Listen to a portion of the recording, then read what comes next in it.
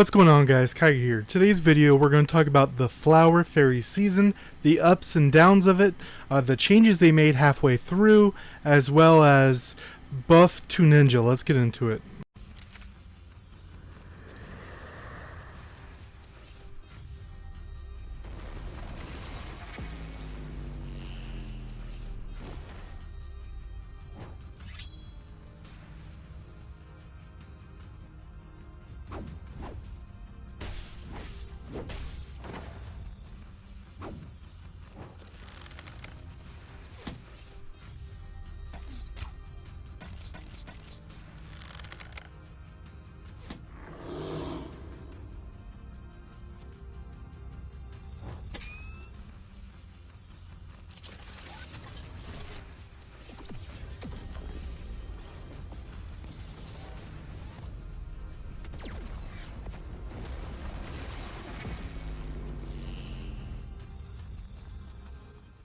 Alright guys, so starting off, let's talk about the actual Flower Fairy season, right? This screen right here is very reminiscent to our normal monthly events, which, if you look at the time frames, are very similar to the monthly events. And I think this is what the monthly events are going to be going forward. And the two fairies that were added in the files at the same time were Tranquil Bloomflower here, as well as the new Holy Fairy that has not been released yet. So next month in October, we will probably see the new Holy Fairy. So looking at it like this, maybe we'll have a new monthly fairy. Some people think that's too often. Some people think it's too few. Let me know what you think down below. But we can actually see other events that go with it. Mirror Treasure as an event, Flower Fairy Festival, we'll talk about that. Darkness Coliseum, Flower Fairy Season Pool, so her, summoning on her, as well as a selection pool. Don't know if that is, this one is Wind, which is based on her element, but we don't know if the other, like Flower Season S2, will have a, let's say if it's a holy selector or not. We also have the outfit down here, which is very, very interesting, and there's some controversy on it as we go. So, as we see, you get the points, and then it builds you up. The issue here is they did a change a little over halfway through, where the full points were going to your quest points and your season points at the same time. Effectively, your season points were your quest points. The only thing that's really affected by that really is the settlement points down here. So like these extra 40, there's one for the Darkness Coliseum, things like this go to the other thing, as well as your actual extra points for that. As you see, 2620 and 4200, there's a big difference here. If the changes did not get made, then I would be at 4200 down here and way past enough points. Now, talking about what the maxes are and what I think should be changed. So right here, fairy level 400, not a big deal. You do have to spend some resources to get it there, but that is the shelf of where you want a new fairy to be at. 16 star, that is one rainbow, and that is a lot for especially something like this. If you're unaware, to go from red 3 star to rainbow 1, it doesn't require any copies. So I think that right there, red 2 star should be the max for the points, because that's a little bit easier for a lot of people, and that feels like a lot less, but it's really not, especially for elements. We have a bunch of extra elements. Let me know what you think down below, but I think this should be like red 1, red 2, maybe even with the anecdotes that say 10 star, which is 5 yellow. Then we have the guild boss. There's actually an additional one here that's not listed here. So you get 2 daily missions: beat the boss and use the new fairy. And then we have the be in the top 50 at settlement.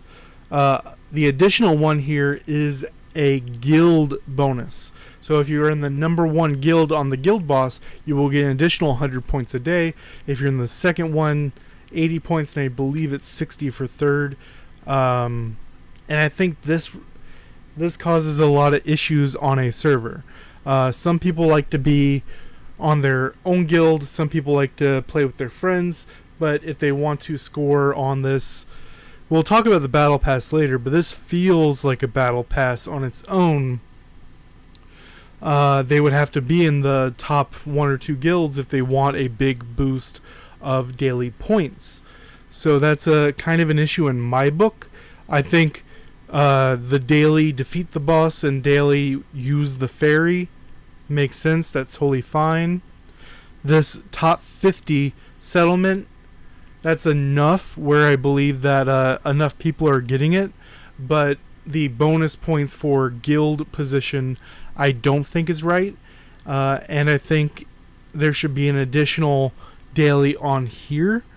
I don't know what to put it here. I'm not a dev, but I think that's how I would like to see it in the future.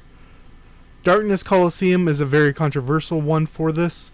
So daily, beat it with the fairy, makes sense, totally fine. This completed on hard or higher, totally fine. Nightmare or higher with the holy fairy, with the season fairy, totally fine. And then you get the bonus season points after the end of the event based on your ranking, totally fine. Last is Flower Fairy Festival. This one was kind of weird. Daily, challenge it 3 times. Challenge 3 times with the seasonal, totally fine. Top 50 at settlement, totally fine. Beat 1 at level 10, 1 at level 20, 1 at level 30. What's interesting is the level 10 says 10 or above. The 20 and 30 have to be exactly 20 and 30, which was super weird. This was interesting. The 10 one you'll definitely be getting. The 21 is fine. If you want to do it on your own, you only have to, I think, do 2 or 3. No, I believe 2. No, 18. Yeah, 2 refreshes for sapphires, but the 31 is kind of rough for the free-to-play players. Now down here, each of these chests will give you bonus points. Will give you bonus stuff right here, which will be the crystals. And then what you really want here is the 300 and the 2000. It was a lot higher. We'll talk about that. This is the full outfit, not just the chest piece. I do like this, that they get a CP boost for whatever fairy you link them to. I think that makes sense, totally fine. And right here, so this is what was causing issues. Participate in the seasonal game mode, get quest points, which is the bottom part. After accumulating quest points, you will get progress rewards. That's down here. After completing the season gameplay, extra ranking points at the settlement. So that's the different game modes, which is why this score up here is a lot higher than down here. And the issue was there was a bug where all of these points, the track down here was counting the season points, not the quest points. The sum of your quest points and season is the ranking points. Quest points plus ranking points is your season points up here. Do automatically receive equal to, yeah. So you know. You also get those points which go into currency, which you use in the shop. The shop's pretty good. what I did, because I knew I was going to have everything, is I just bought all 3 of them. But for a free-to-play or lower spender, I think you should do it backwards. I think you should get the level 1, the orange, and then the pink, primarily because they do level up like regular ones. So over time you'll be able to get there, and you'll be able to fill out more squares. Everything down here is totally passable. You get that from other stuff. Then you also, on a lot of these nodes, on a lot of these squares, you also get dress points, which you use on the outfits.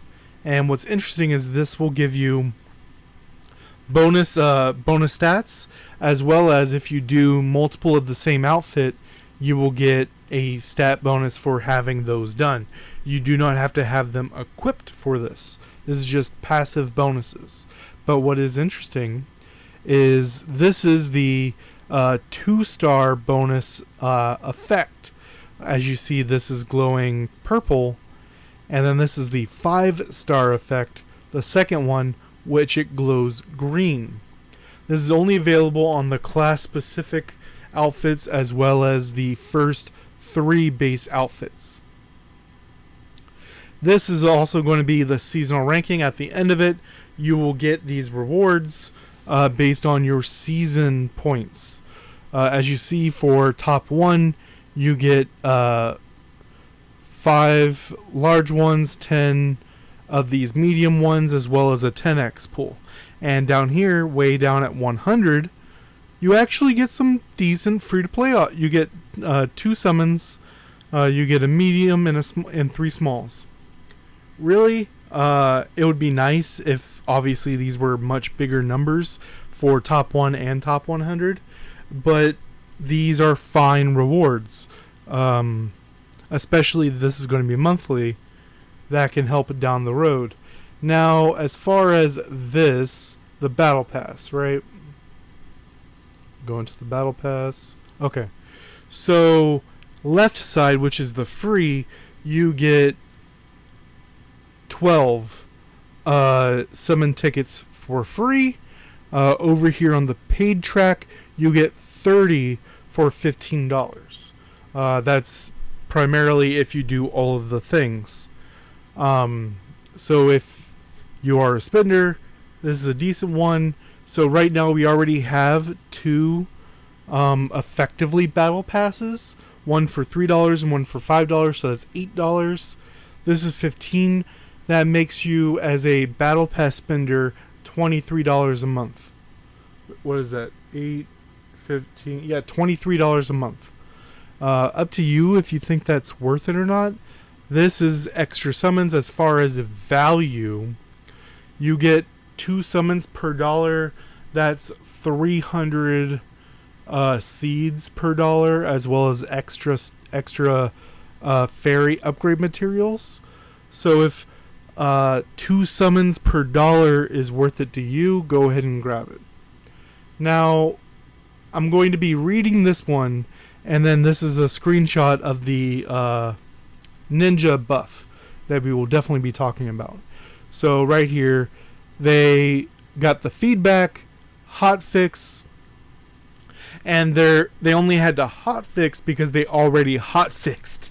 They didn't announce it, but they hotfixed it so that it no longer counts your season points for the quest points. So now a lot of people would be up at like 2,200, but their quest points would be 1,800. I saw a lot of screenshots like that, and this was, I believe, 2,400. I think it says it in the post, and they weren't going to be able to get the outfit, and a lot of people were upset about this, rightly so. So they reduced it in there specifically for the outfit. Compensation for 10, 20, 30 quests. Flower Fairy Festival will be sent directly. So this is probably, this was not very clear, but I believe this is for people who did ones above 20 and above 30, and it did not count because it's specifically 20, specifically 30. Reopening the Flower Fairy Festival interface will reopen again, take part and claim quests. So the issue here is on, I believe it's on SEA, if you got the settlement bonus, so you get the bonus points for the settlement. I think it's 40 points for being in top 50. People weren't able to get that because as soon as it ended, it closed and you couldn't grab it. So they reopened it so you can go grab it. We apologize. So looking back, I think that they should lower the Flower Fairy requirement for this. I think they should take away the top 1, top 2, top 3 guild bonus. I think they should make it a separate bonus. And just the points down here should effectively be these numbers in the future. Maybe have like a bonus at the end.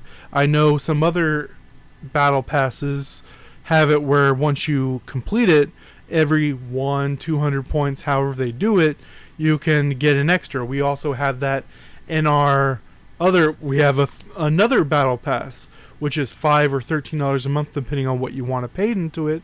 So we're looking at bare minimum $28 if you want to be a battle pass spender. Still pretty low compared to other games, but that's still roughly $30 a month. And for that one, every 800 extra points, you get extra stuff. So it'd be nice to have extra stuff for the people that finish it, even if it's just gold and 4-star fairy stuff. Now for the big part on, what is this? Tuesday, Ninja is getting a huge buff for both sides. Bigger for the left side. I don't really call them by the Shadow Owl or whatnot, because you can get those mixed up. I call them by their key or chi names. Left side I call Perfect Blade, right side I call Shadow Clone. Reduce the chi cost of Fatal Blade, which is the left side Perfect Blade, from 50% to 30%. The primary reasoning here, they don't say it, is that if you do a full combo hit every ability, you are still a little short from doing chi ability into the toss, the Rasen Shuriken toss. You're a little short. So with this change, if you full combo someone, you'll be able to Rasen Shuriken them. This is also going to change some other things for other game modes. So this is also going to be a big thing for PvE, because in PvE, what I'm going to be doing, I'm going to see how many abilities it's going to cost. If it's going to be 2 or 3 abilities to trigger this, use the passive, get the damage boost, swap to your other class, do their combo, swap back, do the rest of your combo, chi ability, you're ready to swap, and keep only going for this first activation, not really caring about the Rasen Shuriken, because the first activation of the chi ability gives you a damage boost and a cooldown. It gives you the cooldown specifically on the ninja skills and a flat skill damage boost for both classes, so you can swap to your other class and do some real power stuff. Skill indicator for the following abilities. First of all, thank you. Shuriken, Raikiri, Owl Protection. This is the right-hand side, the Shadow Clone side. Shuriken, we're having a lot of trouble with right now because it's locking you up. In PvE, it's doing just fine. In PvP, it kind of locks you up for a little too long. Raikiri is a power ability, and being able to target a direction allows you to bait out dodges, run into a dodge, use this as a gap closer, use this as an escape, do a bunch of things. Shadow Ray Sith Weasel. That's the pool, and that's huge. You can cancel some abilities with this. Not with the invisibility, but with the pool you can cancel abilities. There's knockback resistance. Even people who are resistant knockback, they are not resistant to pool. And this is a pool effect similar with Moonslash. Aerial Ace, that is the Perfect Blade left side second ability, which I use a lot of the time as a gap closer. Now you can use it as an escape tool if you would like to. Wrong icons with the interface, that's a kind of minor issue but nice one to fix. And I'll be doing several guides and changes based on this that happens. I have someone else that specializes in Uncharted Battlefield is going to use my build that I made for that, and I'm going to do a video on that. I'm also going to update the PvP and PvE builds based on testing with these changes. PvE probably isn't going to change much, besides this Fatal Blade change probably makes left side viable in PvE as well. We'll have to test that, and then PvP, both sides get better, which just makes Ninja even more the best class in the game. Let me know what you guys think down below. Till next time, guys.